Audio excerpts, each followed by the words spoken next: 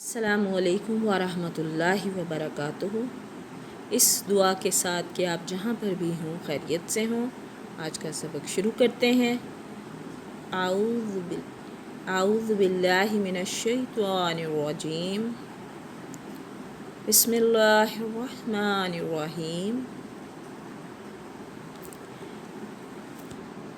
ما یود الذین، ما نہیں، یود الذین چاہتے، الذین وہ لوگ، کفروا جنہوں نے کفر کیا، من اہل الکتابی اہلی کتاب میں سے، ولا اور نہ، مشرکین مشرکین میں سے، ان ینزل کہ نازل ہو، علیکم آپ پر، من خیرن یہ بھلائی، من ربکم تمہارے رب کی طرف سے۔ نہ تو اہل کتاب کے کافر اور نہ مشرکین یہ چاہتے ہیں کہ تم پر تمہارے رب کی کوئی بھلائی نازل ہو۔ واللہ اور اللہ، یختص چن لیتا ہے، برحمتہ اپنی رحمت کے لیے، من یشاء جسے چاہتا ہے۔ اللہ جسے چاہے اپنی خصوصیت سے، اپنی رحمت سے خصوصیت عطا فرماتا ہے۔ واللہ اور اللہ، ذو الفضل العظیم بڑا فضل والا ہے، اللہ بڑے فضل والا ہے۔ ما ننسخ جس آیات کو ہم نسخ کر دیں، من آیات آیت میں سے، ما جو، ننسخ نسخ کر دیں، من آیت آیت، او ننسہا ناتی یا بھلا دیں، بخیر اس سے بہتر، منہا او مثلہا یا اس جیسی اور لاتے ہیں۔ جس آیت کو ہم منسوخ کر دیں، اللہ پاک فرما رہے ہیں کہ جس آیت کو ہم منسوخ کر دیں یا بھلا دیں، اس سے بہتر یا اس جیسی اور آیت لاتے ہیں۔ علم تعلم کیا تو نہیں جانتا، ان اللہ بے شک اللہ، اللہ پر، کل شیء ہر چیز پر، قدیر قدرت رکھتا ہے۔ کیا تو نہیں جانتا کہ اللہ ہر چیز پر قادر ہے۔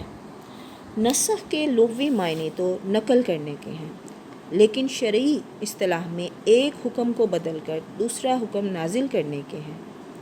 یہ نسخ اللہ تعالیٰ کی طرف سے ہوا ہے، جیسے آدم علیہ السلام کے زمانے میں سگے بہن بھائیوں کا آپس میں نکاح جائز تھا، بعد میں اسے حرام قرار دیا گیا، وغیرہ۔ اسی طرح قرآن پاک میں بھی اللہ تعالیٰ نے بعض احکام منسوخ فرمائے اور ان کی جگہ نیا حکم نازل فرمایا۔ ان کی تعداد میں اختلاف ہے۔ یہ نسخ تین قسم کا ہے۔ ایک تو متعلقہ نسخ حکم، یعنی ایک کو بدل کر دوسرا حکم نازل کر دیا گیا۔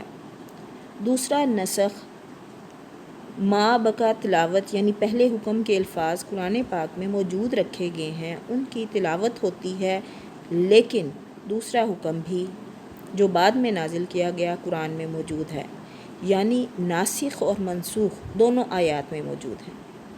نسخ کی ایک تیسری قسم یہ ہے کہ ان کی تلاوت منسوخ کر دی گئی، یعنی قرآن پاک میں نبی صلی اللہ علیہ وآلہ وسلم نے انہیں شامل نہیں فرمایا، لیکن ان کا حکم باقی رکھا گیا، جیسا کہ موطا امام مالک میں ہے کہ شادی شدہ مرد اور عورت اگر زنا کا ارتکاب کریں تو یقیناً انہیں سنسار کر دیا جائے۔ اس آیت میں ما ننسخ من آیات، اس آیت میں نسخ کی پہلی دو قسموں کا بیان ہے۔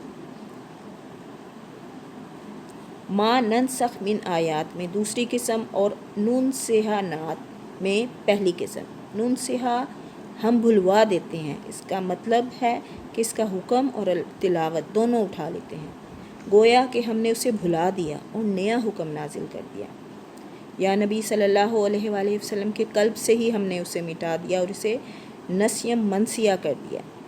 یہودی تورات کو ناقابل نسخ قرار دیتے تھے، اور قرآن پر بھی انہوں نے بعض احکام کے منسوخ ہونے کی وجہ سے اعتراض کیا۔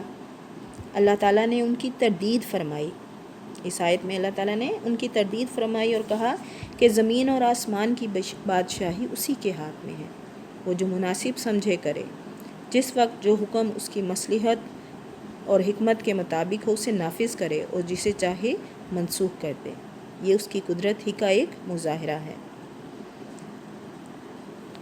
اللہ پاک بتانے میں، پڑھنے میں غلطی کوتاہی کمی بیشی رہ گئی ہو تو ہمیں معاف فرمائے۔